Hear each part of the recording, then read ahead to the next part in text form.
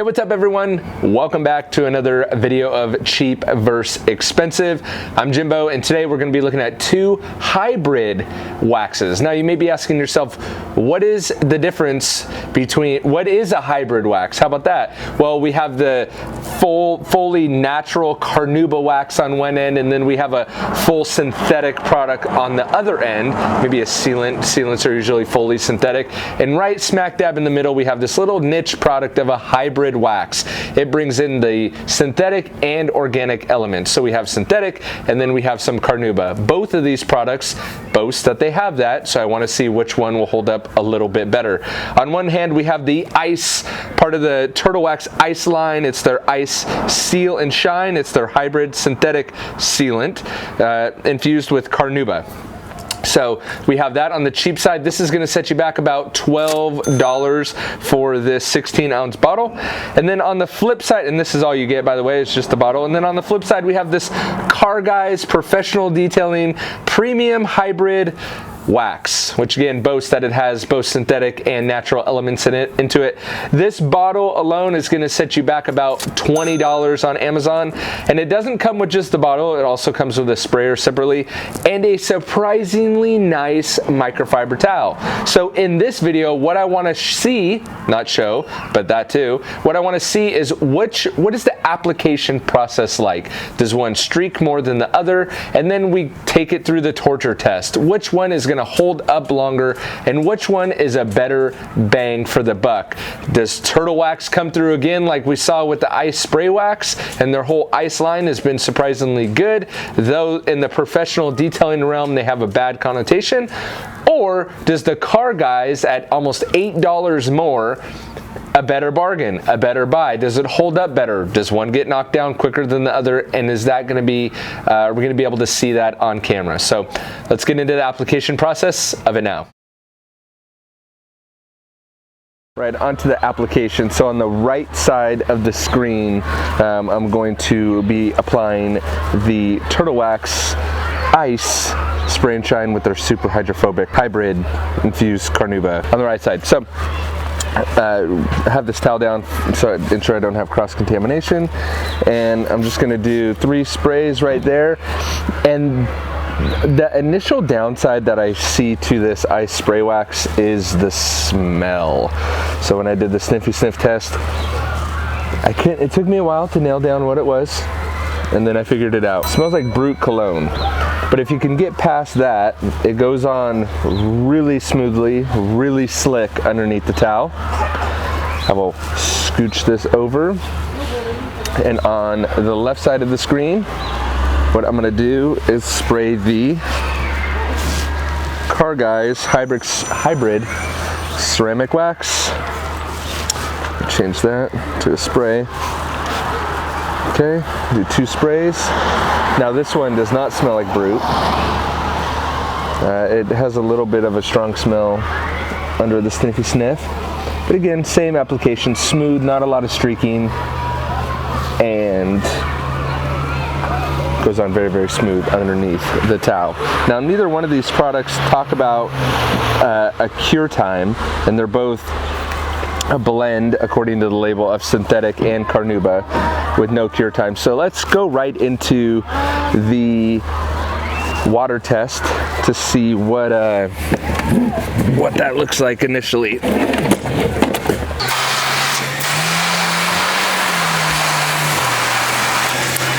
Okay, so as you can see, both of them beating water very nice, and not only do we have the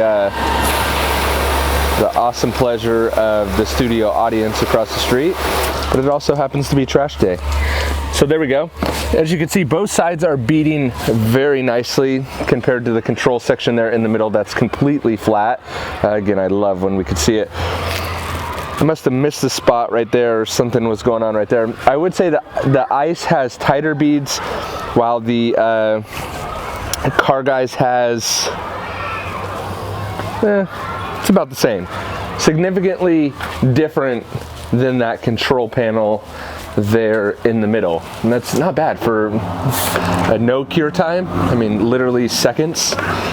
So let's dry this off, and then we'll start beating it up with some products.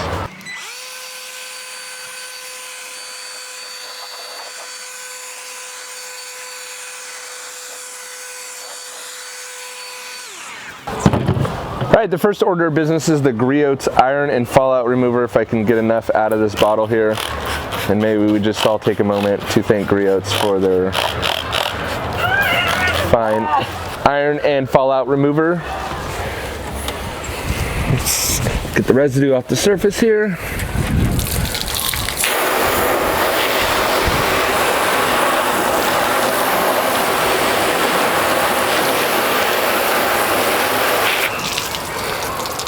Ooh, bye-bye car guys. You know, it's kind of bittersweet when the tests are so short like this. It's like, all right, cool, I'm done. And then it's like, wait, I wanted it to be better. So I don't know if that's the case. It's the first time I've actually played with this stuff, but it looks like that killed the car guys, and Griot's may still be hanging, or Griot's may have killed it.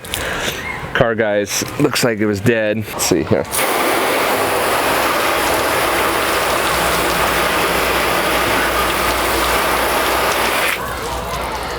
Well, again, look at that. So the Turtle Wax spray and seal, though I don't feel like it's holding up as good as the ice spray wax, still offers a little bit of beating. Does look like it took a little bit of a hit, but the control section and the car guy's side is the same. I mean, they're even pretty much evaporating water at the same rate, while the Turtle Wax is still hanging on there. So let's see if we can beat up the Turtle Wax a little bit more and keep it going. But that's that right there. That car guy's is donezo.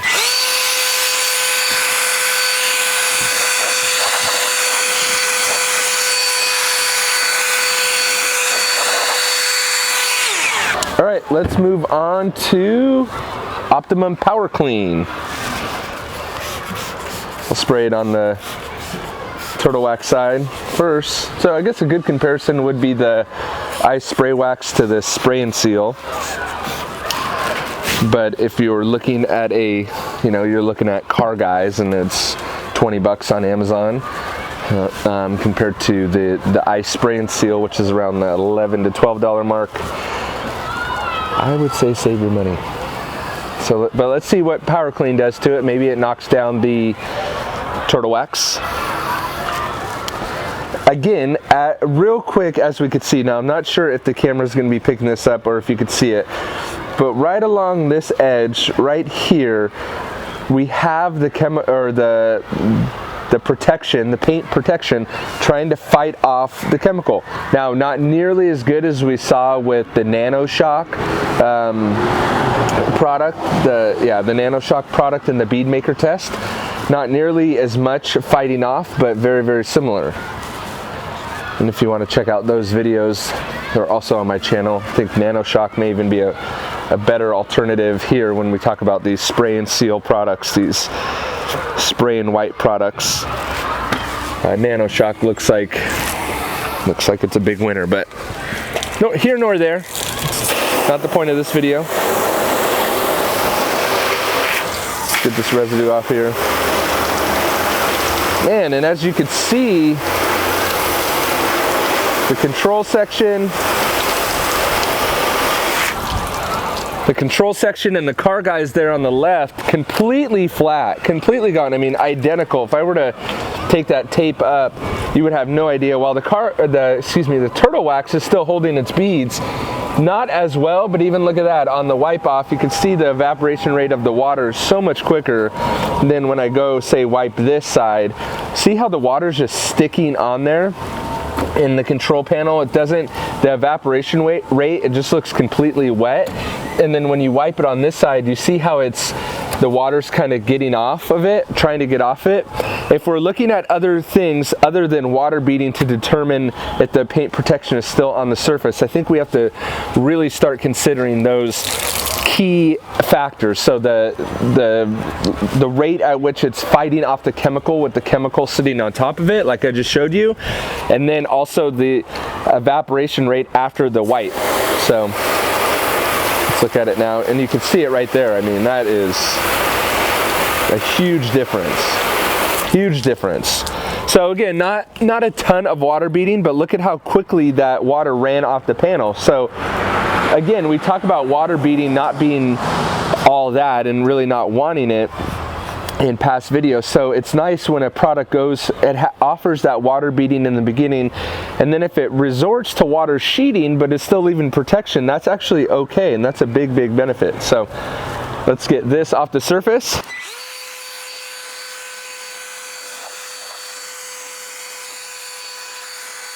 And again, here's another thing we can look at. The turtle wax side, for the most part, dry. I'm having an extremely hard time drying these two sections of the panel, which again, if we're trying to find other things other than water beading to determine if the product is still on the surface, we have to look at stuff like that. So let's hit it with super clean, and then that'll be all done. Then we'll conclude. All right, will super clean be the turtle wax killer? Or am I gonna have to compound this panel again? Let's turn this on. Excuse me.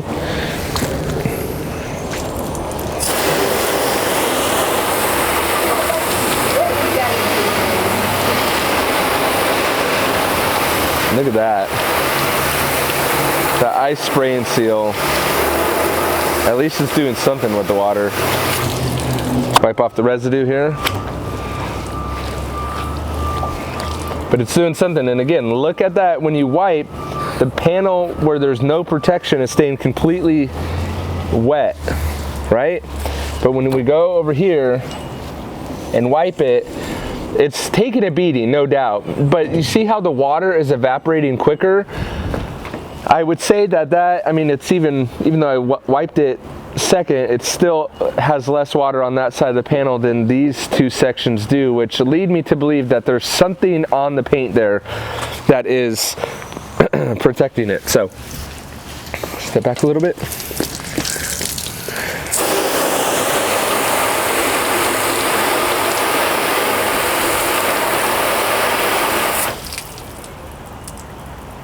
It's pretty flat. It's definitely taking a beating in the hydrophobic arena, but look at that. The water is almost completely gone from the surface compared to our control section and from the Car Guys.